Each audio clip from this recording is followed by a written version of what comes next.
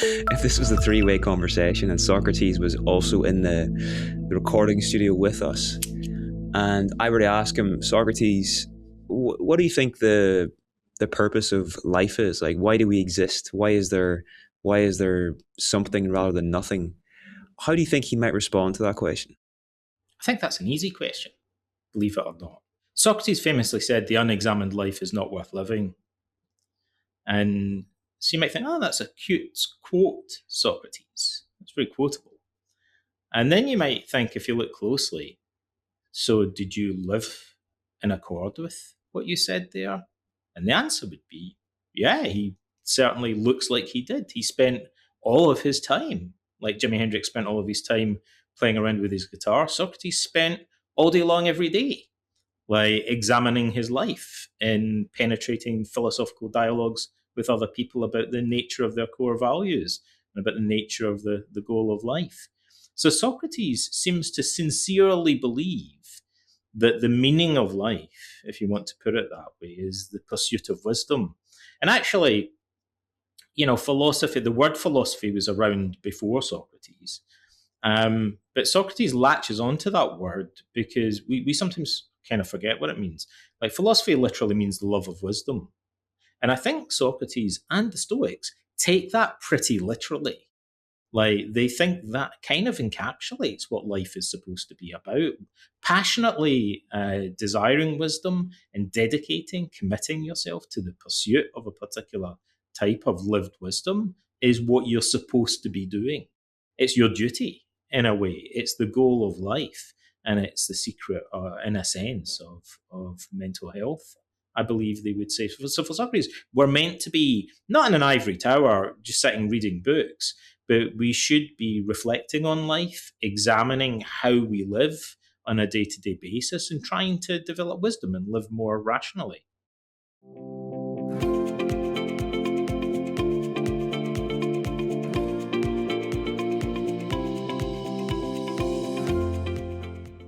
Okay, Donald, welcome to the show. Now, you've written a book called How to Think Like Socrates.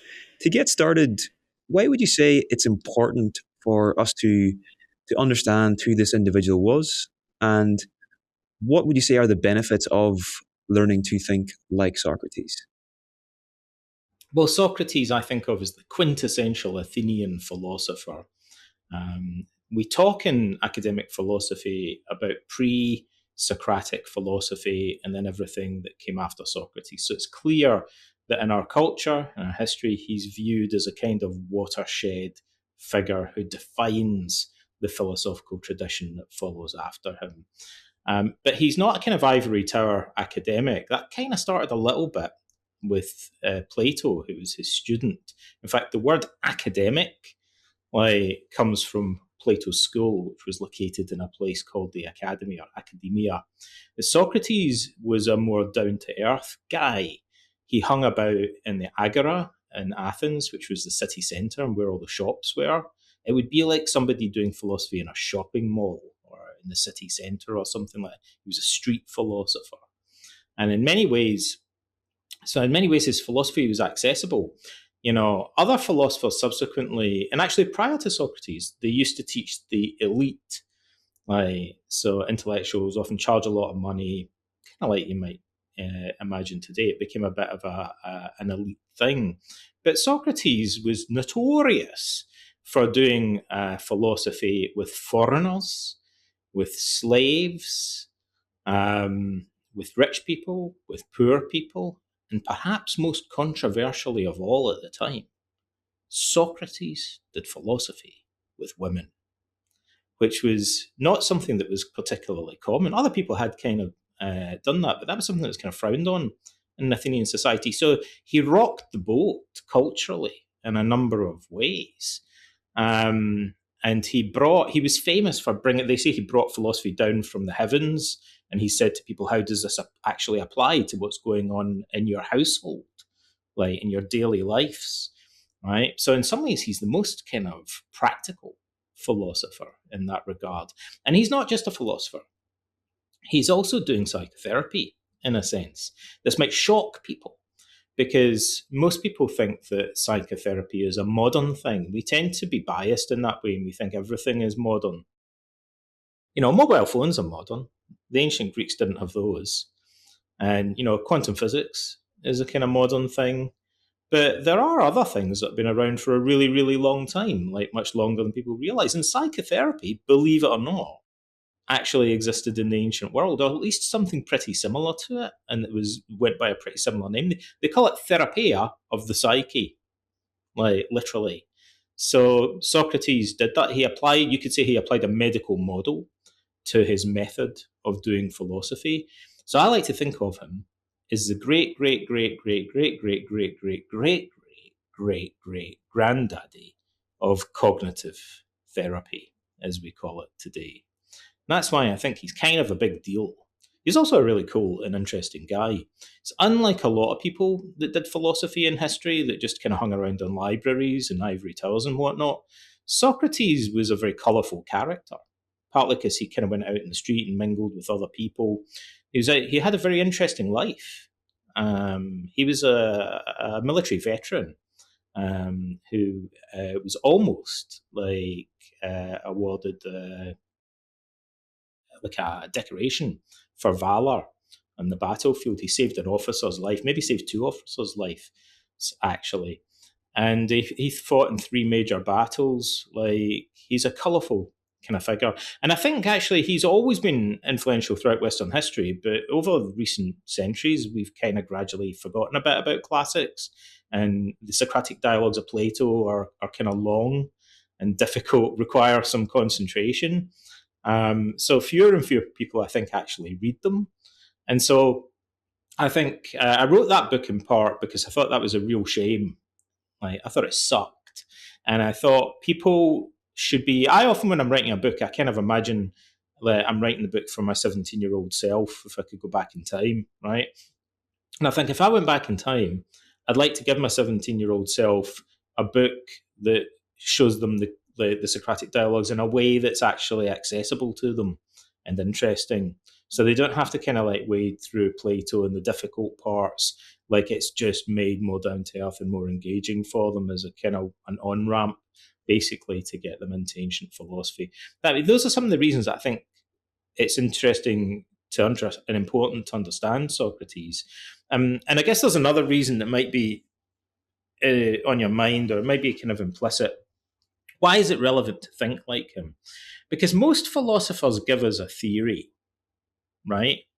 They have lots and lots and lots of interesting philosophies, as we call them, or theories. But Socrates did something really quite different. In fact, he did something that kind of annoys people and has annoyed people throughout the ages, which is he kind of resists giving us a philosophy or a theory. You can read one into what he's saying, for sure, but he mainly wants to demonstrate a methodology called the Socratic method, his kind of trademark method. So he gives us the tools. He wants to equip us to be able to do philosophy. And most philosophers, their work is propagated through essays and books and lectures, or today YouTube videos. But we mainly know of Socrates, although not exclusively, we mainly know of him from dialogues, which is almost a dead art form today. We don't have many philosophical dialogues today. But the difference about the dialogues is they make things more psychological. It's people doing it, interacting with each other. Like, it's more dynamic. So it gives us more of a sense of the process, like the method in action, rather than just the conclusions. So I think if you're interested in how philosophy might become a way of life, and how it might become a therapy, and how it might lead to self-improvement, and how it might be something that you apply in day-to-day life rather than just something you read about in the basement of libraries, then Socrates is an iconic figure and a fantastic role model in that regard. He's also a really cool guy. I think of him in many ways as like Jimi Hendrix. Like, he's kind of like the Jimi Hendrix of philosophy. I said that in a video once before, and loads of people complained in the comments. They thought I'd misjudged Jimi Hendrix's talent on the guitar. I'm not convinced they're right about that, though. But Jimi Hendrix never took his guitar off, we're told. He used to go to bed with his guitar. He'd go to the toilet and take his guitar with him, fry eggs in the morning, like with his guitar strapped around him. And Socrates was like that. He was obsessed with actually doing philosophy with people. Like, so we're told pretty much all day long, every day, he would go around engaging in people and applying his philosophical method. And I think you can tell.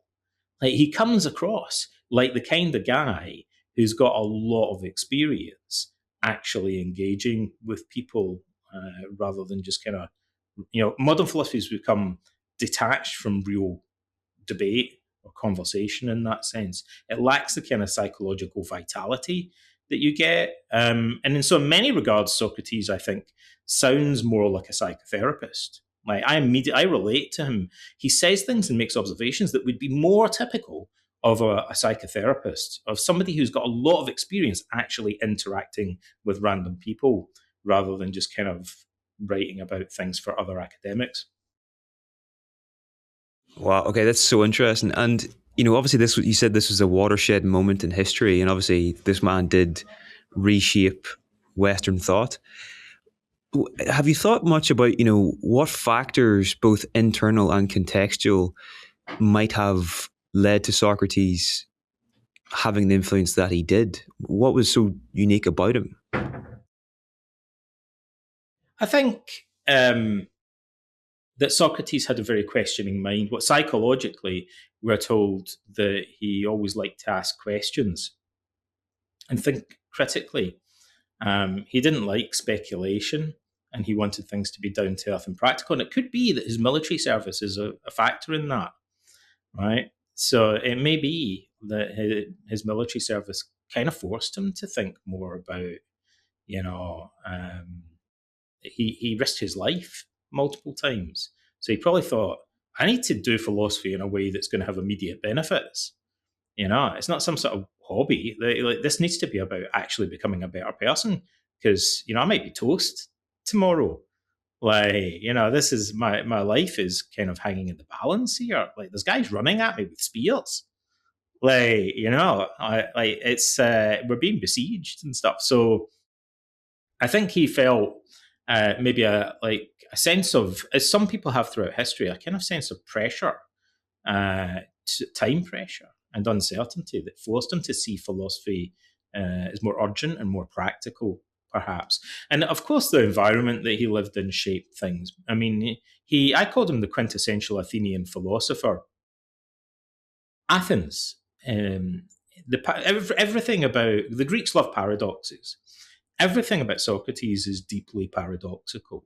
So in some ways, he is the voice of Athens. In other ways, the Athenians saw him as a weirdo, a misfit, and an outsider that really railed against their fundamental values. So he both is and is not quintessentially Athenian at the same time.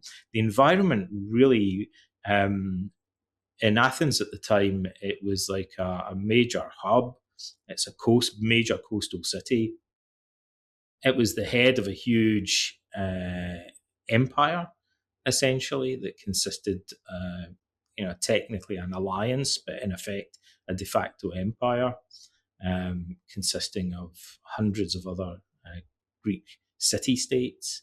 So in Athens, you would meet people from all over the Mediterranean.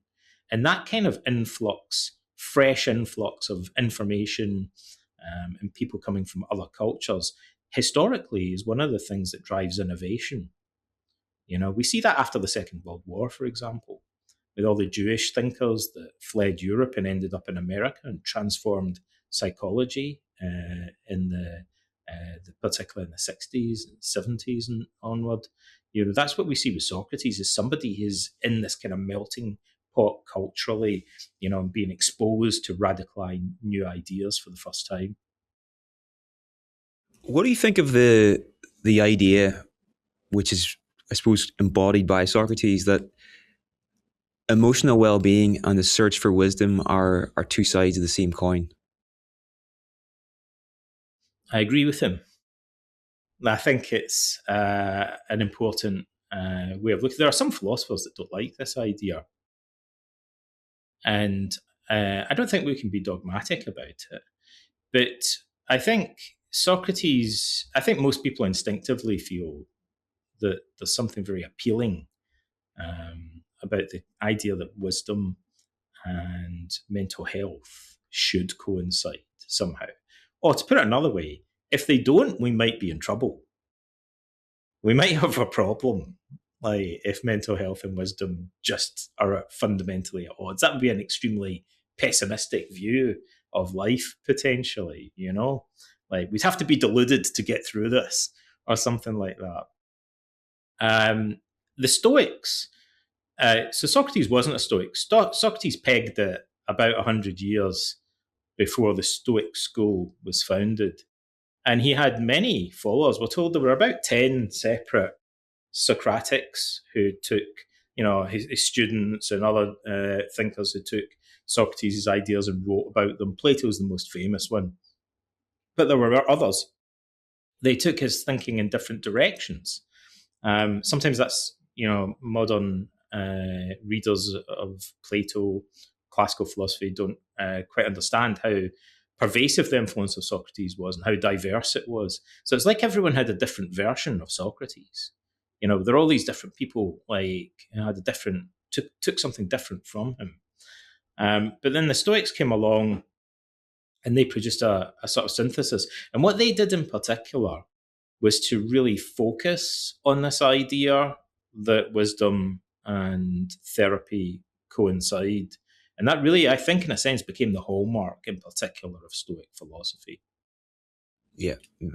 Oh, well, I love that idea that you'd almost think of your quality of life as a byproduct of the extent to which you're searching for wisdom. Obviously it's a generalization, but I kind of like that idea, that kind of North Star, It'd have to be a particular type of wisdom, let's say.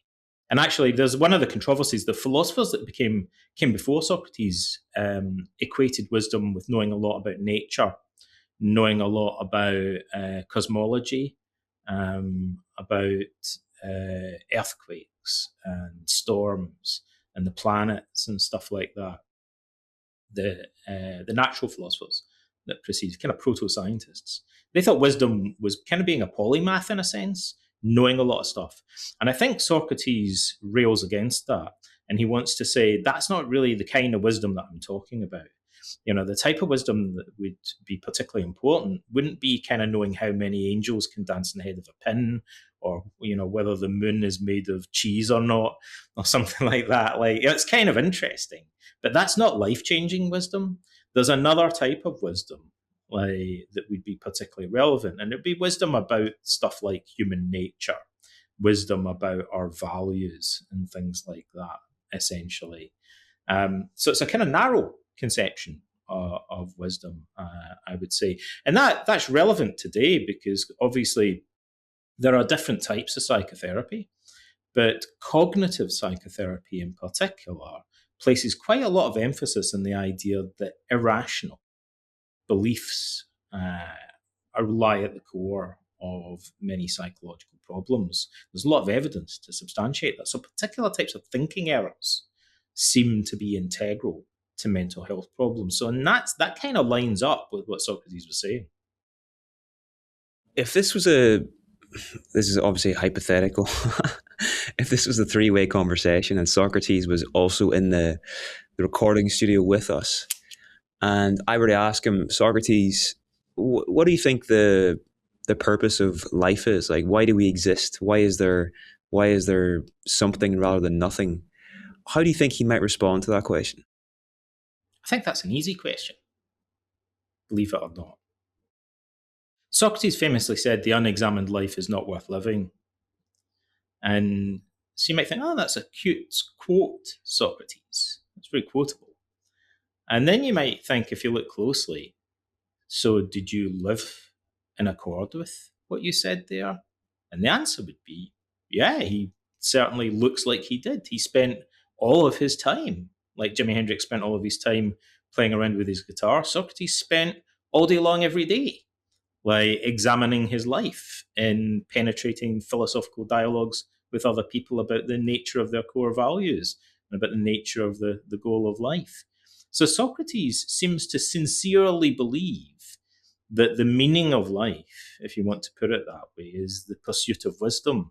And actually, philosophy, the word philosophy was around before Socrates. But Socrates latches onto that word because we sometimes kind of forget what it means. Like, philosophy literally means the love of wisdom. And I think Socrates and the Stoics take that pretty literally. Like, they think that kind of encapsulates what life is supposed to be about. Passionately desiring wisdom and committing yourself to the pursuit of a particular type of lived wisdom is what you're supposed to be doing. It's your duty, in a way. It's the goal of life, and it's the secret, in a sense, of mental health.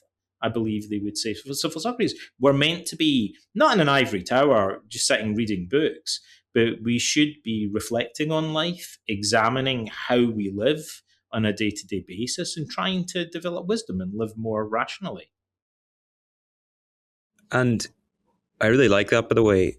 And if, given everything that you know about Socrates, how you lived, how you thought, if I were to come to you and say, Donald, I'm an idiot, but I want you to help me to think like Socrates, how might you approach um, guiding me through that process to gradually start building these cognitive skills?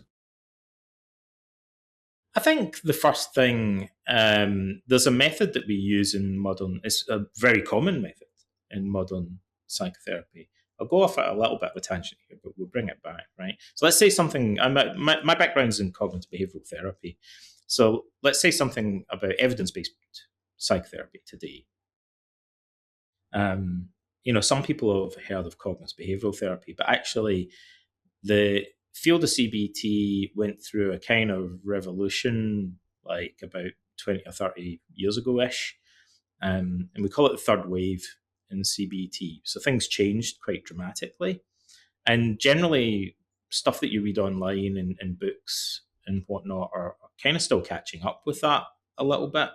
So there's a lot that people don't realize about what evidence-based therapy or CBT actually looks like today. Now, there are many forms of CBT, right? It's become actually, in some regards, more diverse over time, and they have certain things in common. But for instance, let's take for instance and latch onto a specific example. There's a recent-ish form of behavior therapy called behavioral activation. And it's one of the leading evidence-based treatments for clinical depression. Although, like all solid, robust therapies, it can potentially be used for a bunch of other things as well. But it's particularly been studied in relation to the treatment of depression. And behavioral activation really is one of the things that appeals about it is it's relatively simple. So there's an argument in certain contexts for psychotherapies that are simpler. Some people would say a lot of older therapies can get messy and complicated. So, for instance, in the UK, if you want to train loads of therapists and give access to psychotherapy to very large numbers of people at relatively low cost, otherwise it's prohibitively expensive to put two people in a room together, and unless somehow you kind of simplify things. Unfortunately, it's too many depressed people, and not enough therapists potentially. So we have this kind of pared down, simplified, but evidence-based approach to psychotherapy that really leans heavily on identifying your core values and getting you to schedule your daily routines so that you're living more consistently in accord with your core values. And it's predicated on a fundamental distinction between the type of values that relate to your external goals, like I want to write a best-selling book, I want to earn $1 million, I want to meet a beautiful woman, I want to own a huge house and a nice car one day, and stuff like that. Those are external goals, or sometimes called extrinsic values. They're outcomes of your actions. And another type of value. What other type of value? Like, it's a meta-ethical distinction, actually, a philosophical distinction. Are there other types of values?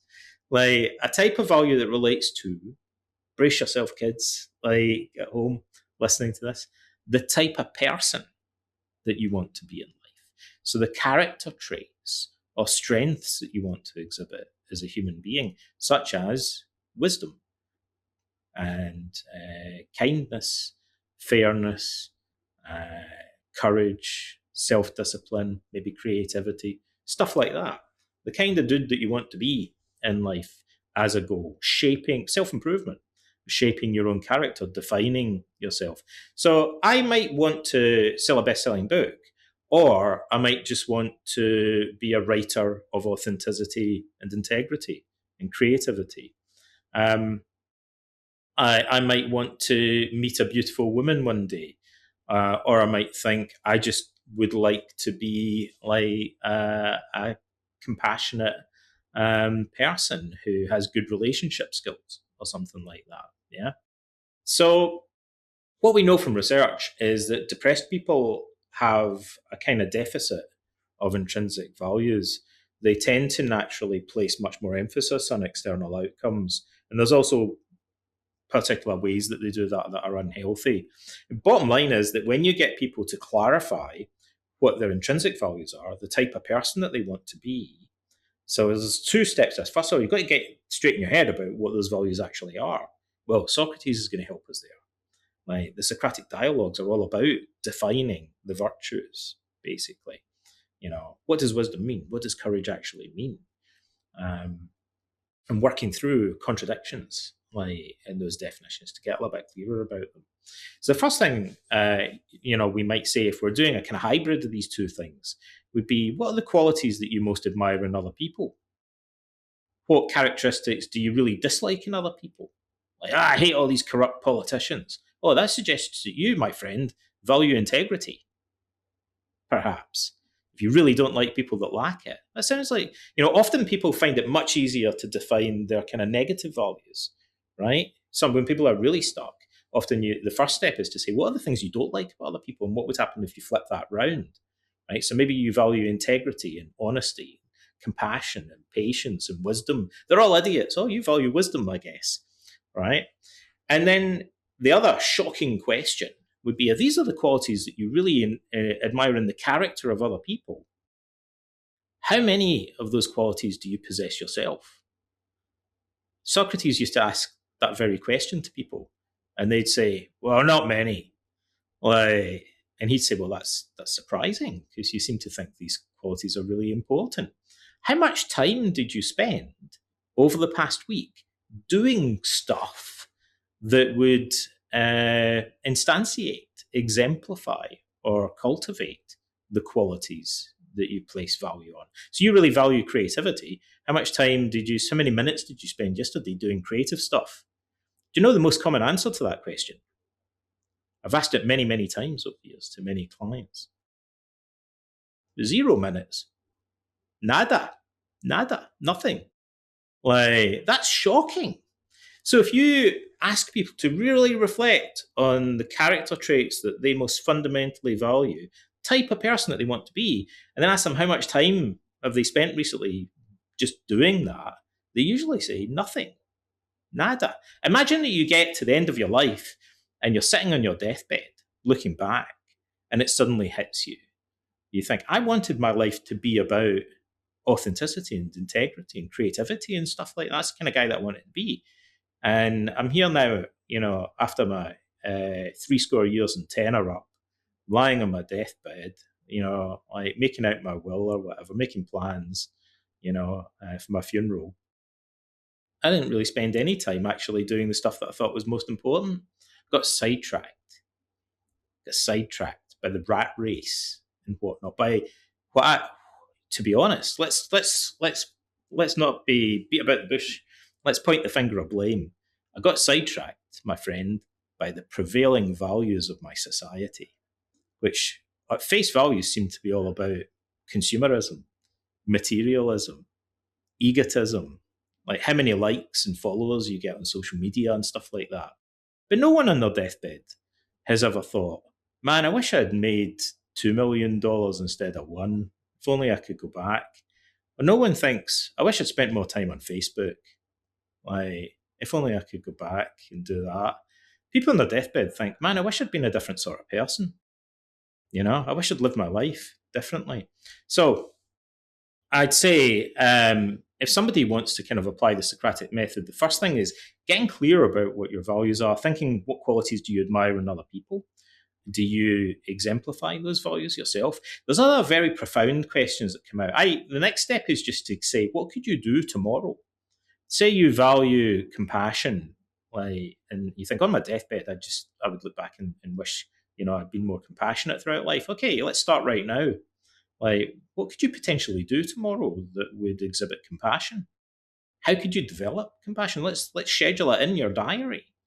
Could we block some time to write an email, phone a friend, or anything? What could you do? Your time might be up for all you know.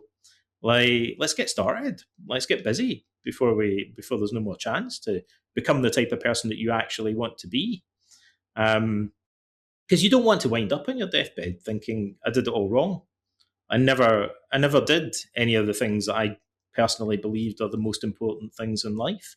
It all got shelved. I put a pin in it indefinitely and never came back to it because I was too busy pursuing a career or, arguing with people on the internet, or, doing stuff like that would really have no intrinsic value to me whatsoever.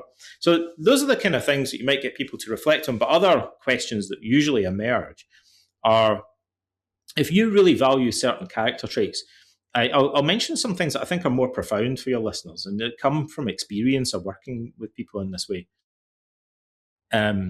Often people think they know what their values are, but they tend to change their mind about them when they actually start trying to put them into practice, in my experience.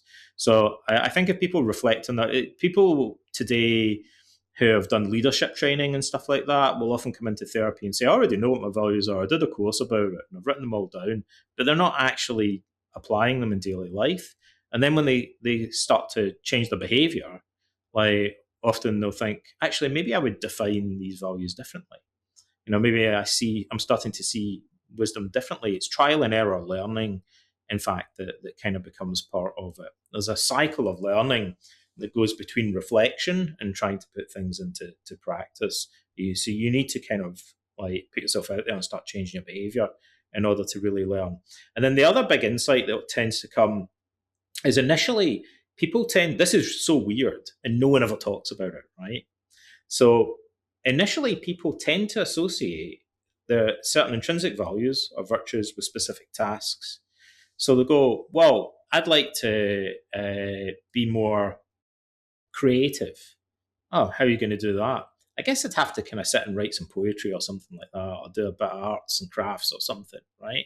So they tend to have it in their mind that there's specific tasks. That's half true. But usually once they start doing it, they begin to realize, maybe creativity applies to other aspects of life. Maybe I could apply creativity, even if I'm stuck in a traffic jam. There are ways that I could be contemplating creativity or exercising or appreciating it in others and stuff like that. I could bring creativity into the way I brush my teeth in the morning. If only, while I'm doing it, I might be thinking about ideas that fire up my imagination.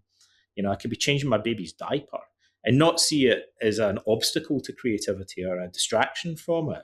But maybe it's an opportunity, for me to reflect on creativity in some other way. It doesn't mean I don't have to be changing the diaper creatively, but I could be playing with the baby, making up games to distract him, or entertain him creatively. Or I could just be thinking about stuff as I'm doing it and exercising creativity.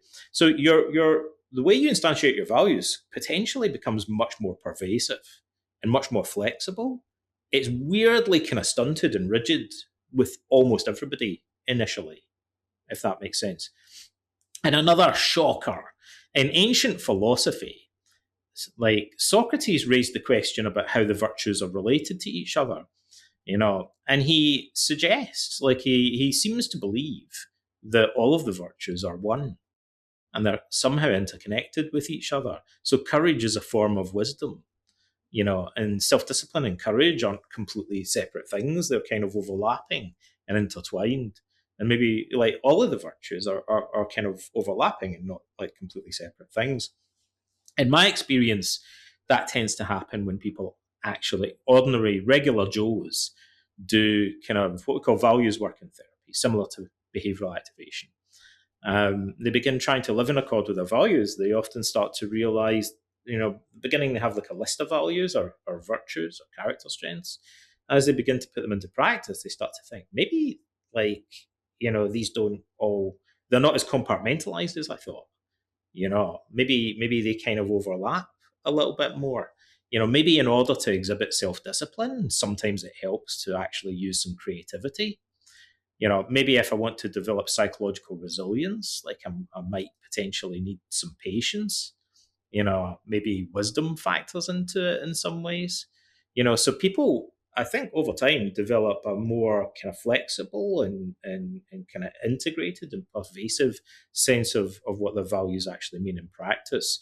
I mean, what that tells you, though, is where they're at before they begin that process is shockingly stunted and far removed from what the mindset and behavior of somebody looks like once they actually start to take this process seriously. A few things come to mind, and this might not make any sense at all, but I'll just try and think out loud. So it's almost like there's a center at the core of human beings, and the more we exercise our values, the kind of closer we get to that center, and all of the superficial stuff kind of falls away. And maybe that's what Socrates might posit would be the purpose of life, is you're sort of trying to really embody more and more of that center. Is that certainly the Stoics express it in that kind of language? Do you know who you sound like? Marcus Aurelius. Separated at birth. Like, you sound just like Marcus Aurelius, right? Because throughout the meditations, he goes on and on and on and on and on to himself about this idea that he needs to keep bringing himself back to his fundamental goal, this kind of center, in a sense, that you're talking about. The Greeks call it the telos, like the goal, the fundamental or supreme goal of life. He says everything else should be seen kind of in relation to that. It's basically the pursuit of wisdom and virtue, like a kind of moral wisdom. And he thinks that's his center. And everything else is kind of potentially like dragging him away from that. Like, so he can run an empire, but he should be doing that in such a way that he sees it is connected to the pursuit of wisdom, like in the improvement of his own character. Not that he should like forget about that and sideline it and then get like sucked into the minutiae of running the empire. He shouldn't see these as two separate things. He needs to keep coming back and connecting them together so that all the different tasks involved in running the empire, which seem like a million and one different things, all kind of revolve around this center, which is about cultivating his character and becoming a wiser, more virtuous individual. Certainly, they talk about the constancy, like in the coherence of the Stoic sage, like this idea that the mind of the Stoic sage is kind of unified around a central goal. Everything kind of makes sense for him. Like, the world is kind of confusing. There's so many bells and whistles going on around us, but for Marcus Aurelius, the goal is to kind of connect it all to one unifying fundamental goal, which is like improving yourself. But he thinks the world naturally tends to distract us from that, pulls us in 101 different directions. So you have to practice what the Stoics call prosoche. Like if you go to Greece, have you ever been to Greece? You go to Greece, they have signs everywhere that say prosoche. It's a word that's used in modern Greek. It means like if you go on the metro and the underground, the signs that say mind the gap say prosoche. There are signs in people's the bottom of the garden that say prosoche skilos, which means beware of the dog, right? So prosoche means pay attention, look out, buddy, like beware, right? In the Stoic literature and ancient philosophy in general, prosoche means mindfulness. Like it means pay attention to how you're using your mind. Like the Stoics are pretty specific about that. Pay attention to the use that you're making of your experience, like your value judgments, the relationship between your thoughts, actions, and feelings, like what you're doing from moment to moment, the way that you're living. Pay attention to what's going on, because normally we get really distracted from that. That's the kind of centering, I think, that's at the heart of Stoicism and arguably Socratic philosophy in general. It's almost like the world is there to sort of give us that resistance, to sort of almost take us away from center. And the purpose of life is trying to sort of like use that to sort of as almost like weight training for getting to the Well, center and I'll going let you in onward. on a secret, right? If the world wasn't a total shit show, which it is, right, we'd all die of boredom, right? We kind of need like the world to be a little bit chaotic to have an opportunity to actually function and grow as human beings. So from the Stoic point of view, the world is almost like a machine. It's like a gymnasium. Like it's like an assault course for turning us into sages. Like as long as we approach it as an opportunity, like in the right way to actually learn from and benefit from experience. This Marcus Aurelius compares the world to medicine, weirdly. He says all the kind of shitty things that happen to you and all the nonsense that you have to deal with, it's kind of like medicine, but you've got to know how to take it, right? If you don't take it properly, you're not really going to benefit from it. Like it might make you more sick, actually. But if you know how to take this medicine, it potentially improves your mental health and makes you stronger. Epictetus, one of my favorite Stoic quotes is Epictetus, the slave, former slave, who became arguably the most important teacher of philosophy in Roman history. Marcus Aurelius never met him, but he knew a guy who knew him probably. Like, I know a guy who knew a guy who knew his Epictetus, right? And he'd read Epictetus's discourses, probably kind of religiously, as a young guy, and he was very influenced by him. Epictetus had, under a previous emperor, been exiled to Greece. Marcus at that time grew up in Rome, so the paths never crossed. They narrowly missed each other. I think if Epictetus had lived a little bit longer, Marcus Aurelius would have probably gone and visited him or had him, like summoned to Rome. But Epictetus famously said, everything has two handles. I told that to my wee girl once, and she looked at me like I was crazy and kind of like said, Daddy, that's not true. What are you talking about? Like everything doesn't have two handles. I was like, it's a metaphor, right? Epictetus says everything's got two handles. A good handle and a crappy handle. And when we're kind of struggling and getting frustrated and stuff like that, it's like we're trying to pick up the burden that we have to carry in life by the crappy handle, the shitty handle, like the broken handle. The handle doesn't work, right? And Stoicism is about finding the good handle. Like, how do we get a handle on events? Like, what's the way of looking at them and coping with them mentally and emotionally that allows us to get through this? So the world, all the chaos in the world, the Stoics see as an opportunity to practice finding the good handle, like as an opportunity to develop strength of character, to gain wisdom in the face of adversity. I love that. I love that. Okay. There's so many things I'd love to ask you about, but maybe 10, 15 left. This idea of the root of many mental health issues is psychological rigidity. And I've heard you say elsewhere that it's highly ironic that most of modern self-help, or a lot of modern self-help, is about giving people rules and really sort of simplistic frameworks for approaching life. Do you want to just comment on this? When I was a wee boy, we didn't have all this. I said, self-help is one of the oldest like psychotherapy. It's been around since like for at least 2,500 years. But I would go into a bookshop and there'd be 2 or 3 self-help books. You imagine that, you know? I mean, you could potentially, like 30, 40 years ago, you could potentially read most of the main self-help books if you put your mind to it. Good luck doing that now. Like people today, like our listeners out there, drink from a veritable fire hose of self-improvement guff online. We live where people consume it all day long, every day. Some people like self improvement, quasi self improvement, stuff. There's stuff that's kind of like somewhere on the edge, like some of the stuff in the manosphere and sort of kind of like fitnessy, coaching-y related. So it's all on the edge of self-help. It's got a bit of it. It's all day long every day. And then some of it, like Jordan Peterson would be an example of this, combines two things that I always thought no sane person would ever combine. Politics and therapeutic self-help seem to me to be two things that go together about as well as oil and water. And there are reasons for that. I mean, traditionally, political rhetoric and talking points and propaganda is all about kind of trying to manipulate people and to fire up, make them angry and scared about things,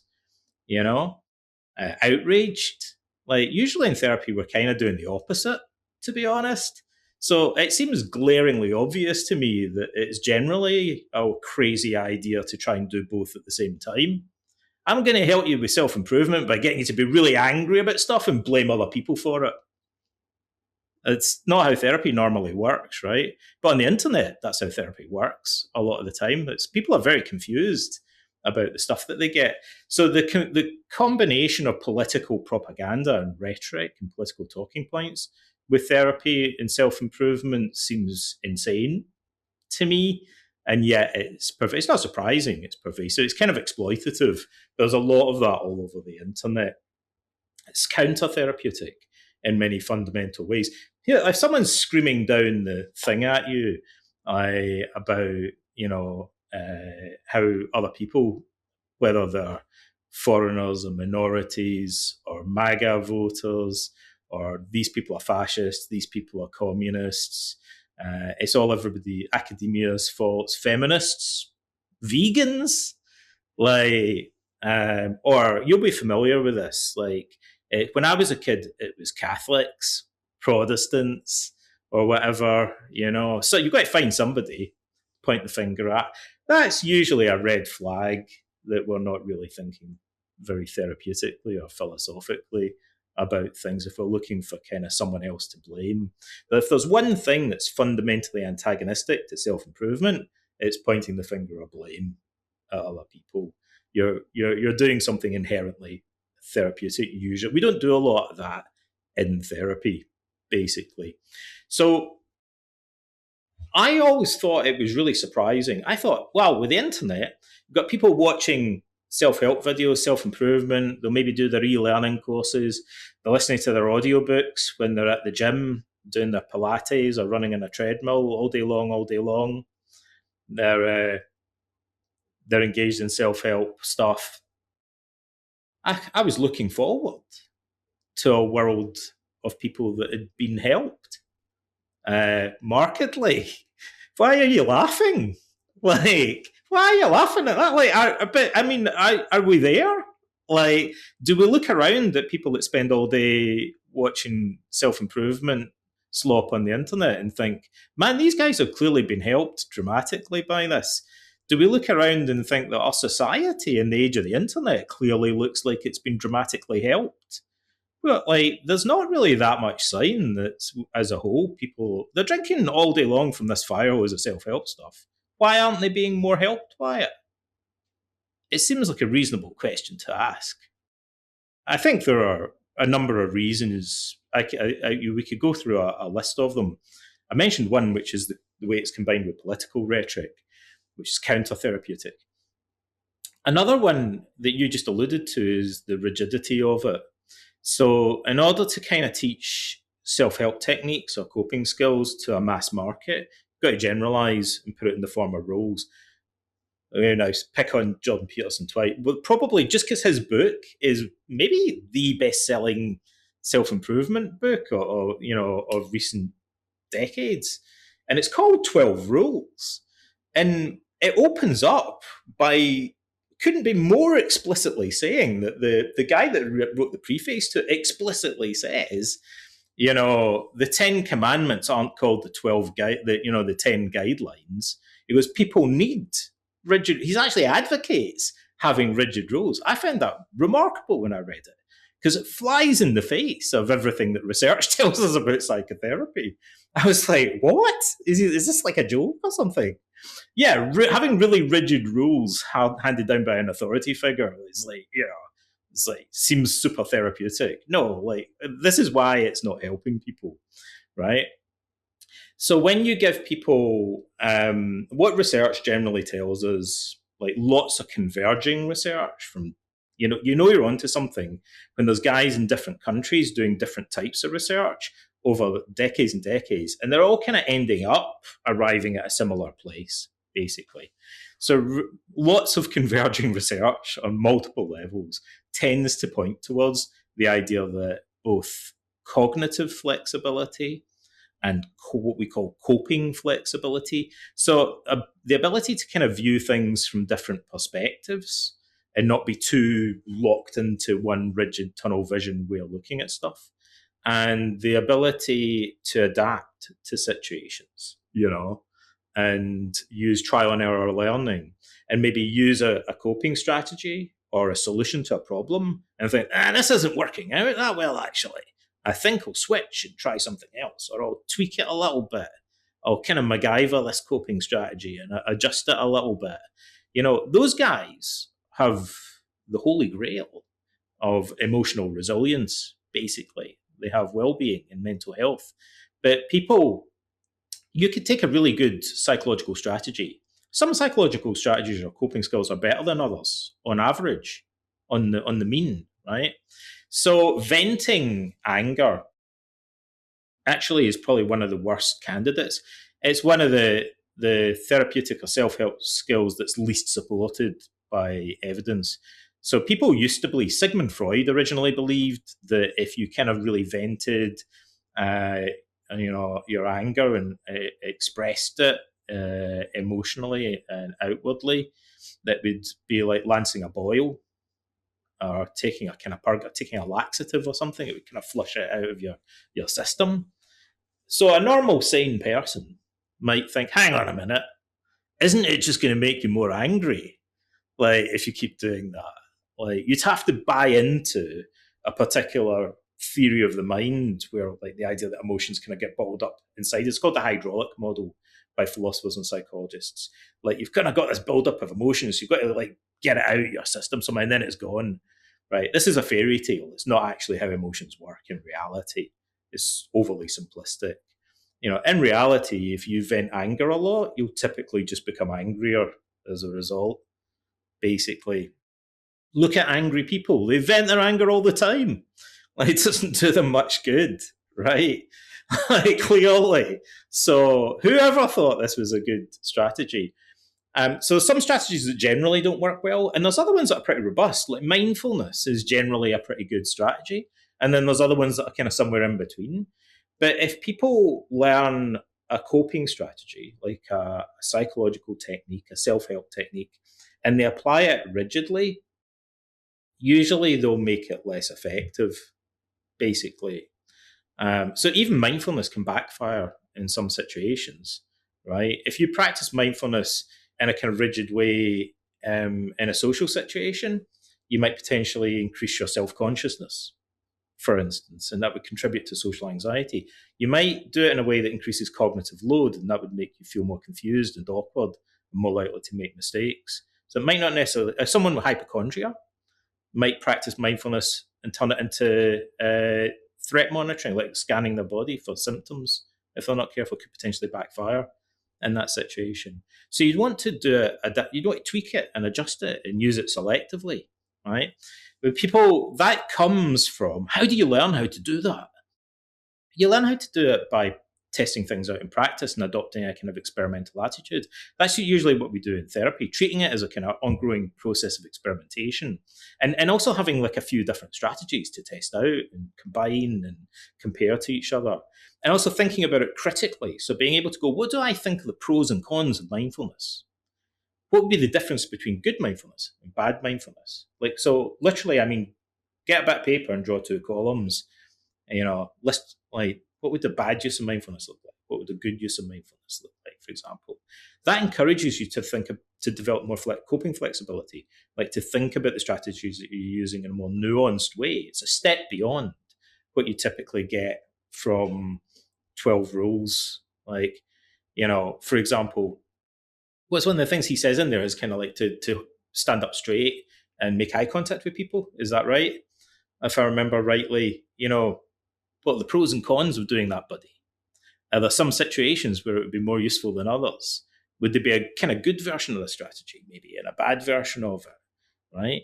So just, I think it would take 2 seconds to think of possible disadvantages to doing this. One of them actually is that if you adjust your posture and try and stand up straight, people often do that who have social anxiety, like I mentioned a minute ago. Usually when they jostle up to therapy and they've got severe social anxiety, they'll all tell you they're already doing that.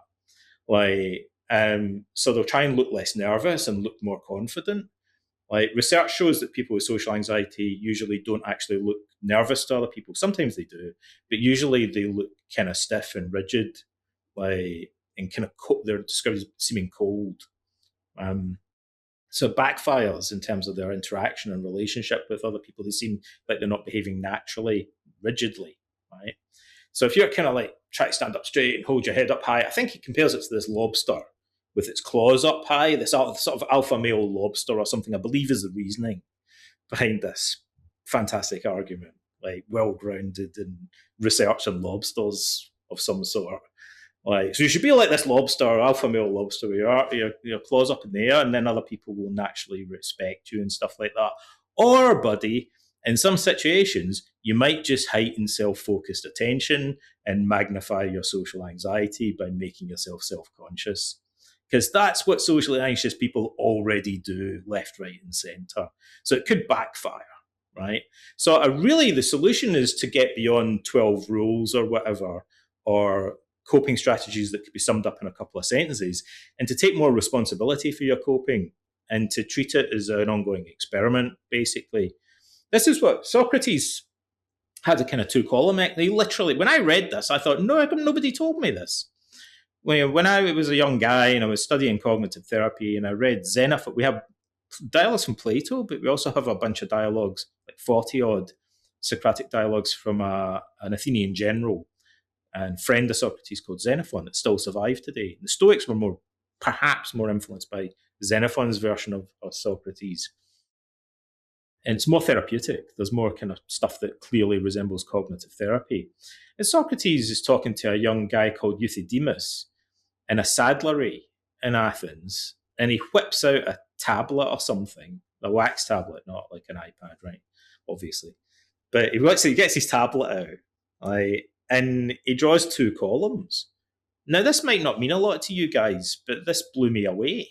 Like, I dropped my copy of Xenophon, I was kind of like rolling about on the floor in shock, because I thought, this is what cognitive therapists do. Right as we're speaking, I guarantee you there's some cognitive therapist somewhere in the world with a bingo pen drawing 2 columns on a flip chart right now, like just the way that Socrates did. I thought, this is so weird. No one told me this. I'm reading this for the first time. He's literally drawing these 2 columns. And what he would do is what he does with this guy is he says, give me somebody. The guy says he wants to be a politician. And Socrates says, oh, that sounds interesting. So what are the qualities that define a great politician? He says, well, justice, dikaiosune in Greek. And he says, well, Socrates says, you must be an expert. You've been reading a lot of books on it. How would you define what it means to be just? And he says, what's easier to say what's unjust, right? Like we were talking about earlier. He says, there's a lot of crappy politicians out there, and they're all very unjust, corrupt and whatnot. So it's easier to define that. Socrates was like, go ahead then. How would you define injustice? And Euthydemus says, well, lying, stealing, stuff like that. Easy peasy to give a definition of it. So this is like the rigid definition. Someone's told him this, and he's memorized it like a good schoolboy. And now he's regurgitating it, right? Like a parrot. He's kind of repeating back something that he's heard from a sophist. Basically, justice is lying and stealing and stuff like that. It's easy to define. Socrates isn't really interested in the content of the definition in a sense. He's more interested in the process of thinking flexibly, methodologically. So he says, can you imagine any circumstances when these examples would be moved from one column, marked injustice, into the other column, marked justice? Euthydemus is like, are you crazy? I don't know what you're talking about. people thought Socrates was out of his mind. And Socrates said, well, I don't know, for example, suppose hypothetically an elected Athenian general, the Athenian generals were elected by the assembly. Suppose an Athenian general lied to the enemy when he was besieging a city and deceived them. Would that be considered unjust? And this guy's like, well, that's different, Socrates. Socrates says, suppose he raided their camp and stole their weapons. Would that be considered unjust in that context? He's like, well, that's normal in warfare, right? No, that wouldn't be unjust. Socrates says, well, let's think of another example then. Suppose a parent has a small child, and the only way that they can get them to take medicine that kind of tastes bitter is to conceal it in their food. Would that be, that's kind of deception or lying, isn't it? Would that be considered unjust? He's like, well, okay, you're just being pedantic now, Socrates. Socrates says, suppose your friend comes to you and they're severely depressed, they're melancholic. They say, I want to ask you something. You say, what is it? They say, where did you hide my dagger? Right? Where's my shotgun? And Socrates says, if you lie to them and say you don't know where it is that unjust? Like, if you're trying to save their life. And Euthydemus is like, okay, I think I get what you're driving at here. Like, maybe it's harder to define these concepts. They're a bit fuzzy around the edges. But he's engaging in this kind of questioning process and beginning to get beyond the rigid, like, formulaic definitions that he started with. And Socrates, even if people often feel frustrated with the dialogues, because at the end of them, they say, so how do you define justice? And it's not always clear what the definition is that they're working towards. But what you get is a deeper understanding, nevertheless. You go, I still feel like I know more about justice and injustice, even if I might not be able to put it in the form of a simple definition, by having weighed up these exceptions, basically. Because now, before I could give a dictionary definition, but I didn't really understand the concept. Now I've got like a little bit more of a deeper understanding of how the concept maybe functions. Like, by going through what Socrates described as a somewhat painful process, like, of challenging my own assumptions about what a word means. Yeah. So developing cognitive therapies like that, you have to ask people difficult questions and make them, challenge their values and their fundamental assumptions in a way that takes some courage, self-discipline, and patience, surprisingly. It could be what seems like challenging fairly simple things, but it could be hard for some people. It varies. But you need to have a kind of intellectual humility in a way, and a willingness to change your mind about stuff. But you don't get that from watching Joe Rogan or whatever and believing that gives you all of your opinions, or just kind of passively consuming information from self-improvement books. And I hate to break it to you kids, said Socrates, but you're going to have to think for yourselves. It's the only way through this. And learning to question things and experiment and develop your own modifications of coping strategies. I'll put that more simply. In therapy, if you give a client a homework exercise to do and they come back the next week, so we're always doing CBT, they might come back next week and say, I followed your advice verbatim and I did this homework strategy. If they come back the next week and say, I took that meditation technique or that other little technique you taught me and I changed it, like I modified it or combined it with something else. In my experience, those type of clients are the ones that are more likely to make rapid progress in therapy, because they're not just kind of rote learning something and applying it. They're actually exhibiting coping flexibility and thinking adaptively about how to use therapy or self-help techniques. For sure. Okay. Well, that's a great note to end on, Donald. I've really enjoyed this. This has been incredibly valuable. For people that want to dive deeper and learn more about you and your work and your books, where would you send them after this conversation? You're on Substack as well, I believe. Substack is the best place to find me. I have like 600 articles on there, and I post on it a lot. And I do podcasts and stuff on there sometimes, so they can find me on Substack or check out How to Think Like Socrates if you're interested in having a way to learn more about these guys.